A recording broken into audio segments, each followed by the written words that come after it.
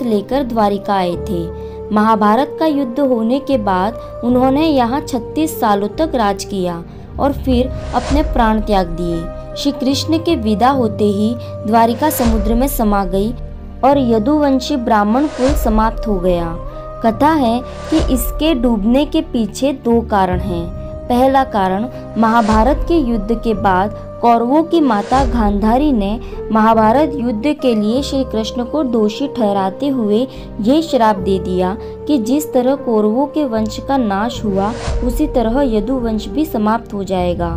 दूसरा कारण, जब श्री कृष्ण पुत्र सांब ने ऋषियों का उपहास किया तो उन्होंने ये श्राप दे दिया कि सांब ही इस वंश के नाश का कारण बनेगा। द्वारिका के समुद्री अवशेषों को सबसे पहले भारतीय वायुसेना के पायलटों ने समुद्र के ऊपर से उड़ा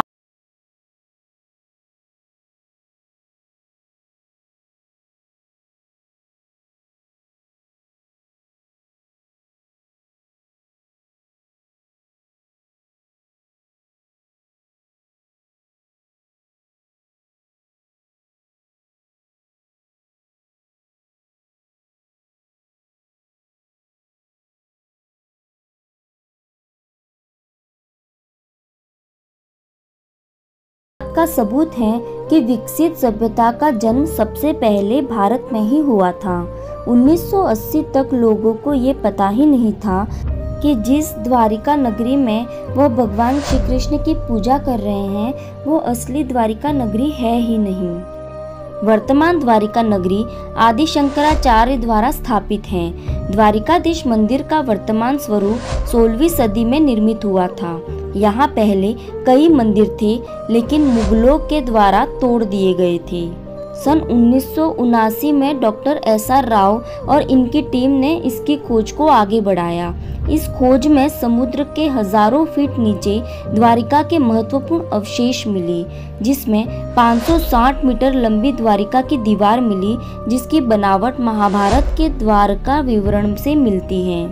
इसके साथ ही कई बर्तन, मंदिर और भगवान की मूर्तियां मिली हैं। यह नगर 7 पवित्र पुरियों में से एक पुरी एवं 4 धामों में से एक धाम माना जाता है।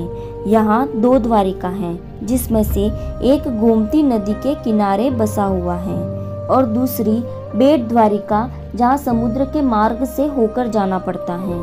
2005 में भारतीय पुरातत्व सर्वेक्षण द्वारा द्वारिका नगरी की खोज फिर से आरंभ हुई। इस खोज में गोताखोर द्वारिका नगरी के अवशेष सफलतापूर्वक बाहर निकाल लाए थे। इन अवशेषों को देश में ही नहीं बल्कि विदेशों की प्रयोगशालाओं में भी भेजा गया था। वहां से मिली जानकारी एवं कार्बन डेटिंग के अनुसार यह अवशेष लगभग 9500 साल पुराने हैं। विशेषज्ञों ने बताया कि यह अवशेष किसी नगर या मंदिर के हो सकते हैं। दोस्तों, इस नगर के समुद्र में डूबने का कारण विशेषज्ञों के लिए भी प्रश्न चिन्ह बना हुआ है।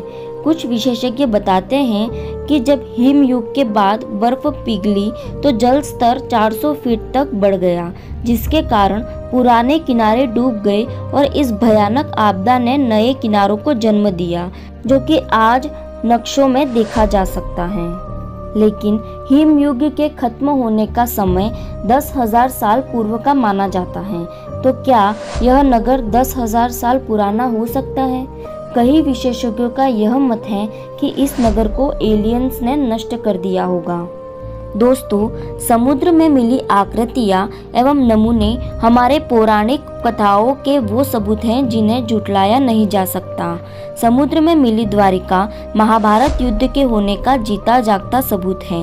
महाभारत में जिन 35 शहरों के बारे में लिखा हुआ है वो आज भी हमारे बीच मौजूद हैं। जैसे हस्तिनापुर आज उत्तर प्रदेश का मेरठ जिला है, गांधार अफगानिस्तान का शहर कांधार है, साथ ही इंद्रप्रस्थ आज भारत की राजधानी दिल्ली है।